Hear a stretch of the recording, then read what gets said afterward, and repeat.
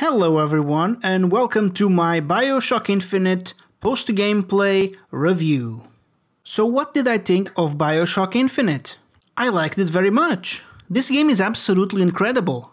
But before I start praising it, I would like to tell you about 3 things that really annoyed me.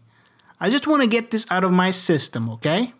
The first thing that annoyed me is that it forces you to run and look down the barrel with a toggle, rather than the more popular press and hold. It confuses me how the same people who created this masterpiece thought that this was a good idea. This may sound like a very minor annoyance, and in the case of running, I was actually able to live with it. However, to use a toggle to look down the barrel of the gun is just so hugely impractical that I was only able to start doing it properly after I got a program that changed it. The second thing that annoyed me is the 2 weapon slots limitation. What the hell? This is not a survival horror game. This is Bioshock. A major part of the gameplay is to experiment with combinations of weapons and Vigors and finding new and amusing ways to kill things. To only be able to carry 2 weapons at a time seriously messes that up. Because in order to be an effective killing machine, you should be carrying at any time a short or medium range weapon and a medium or long range weapon. In my opinion, this game should have at least 3 weapon slots. That way, you could carry your 2 favorite weapons for the ranges I mentioned and have 1 free slot just to experiment with other weapons. The third and final thing that annoyed me is the lack of a manual save system. Again, what the hell? How does it enhance my game experience not being able to save my progress whenever I want to?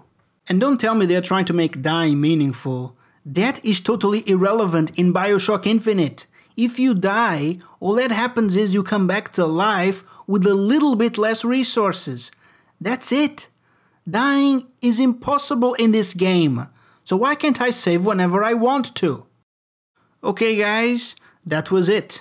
Those were the 3 demons I had to exorcise. Now let's talk about the good things in the game. And let's start with the graphics.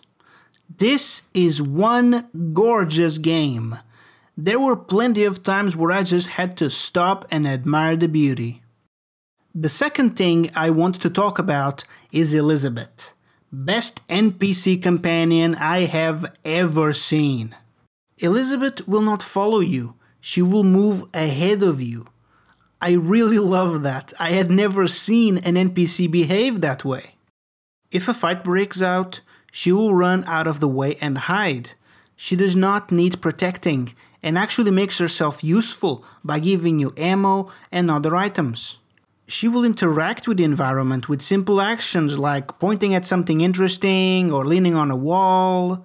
I particularly liked when she pulled out the lantern at the museum. That was really cool.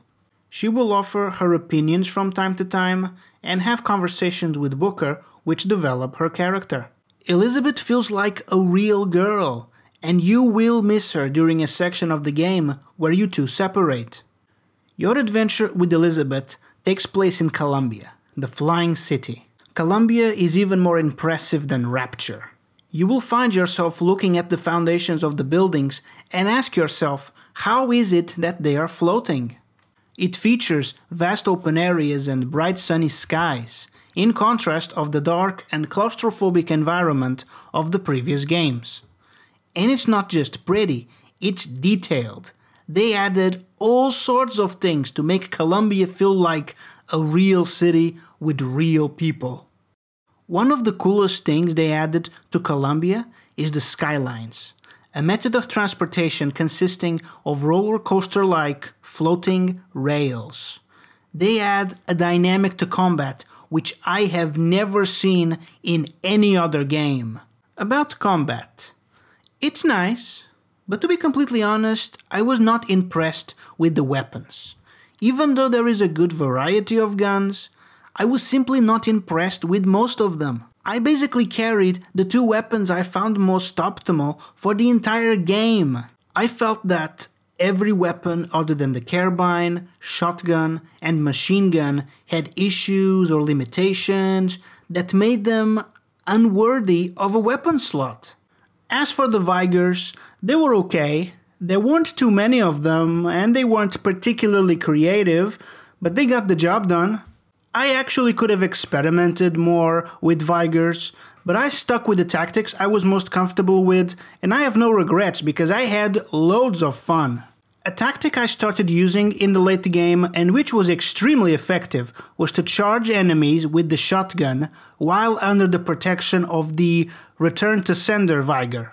I would use the Vigor to stay invulnerable and run from enemy to enemy, blowing them up with one shotgun blast each. It was fast, brutal, and extremely fun. And finally, let's talk about the story.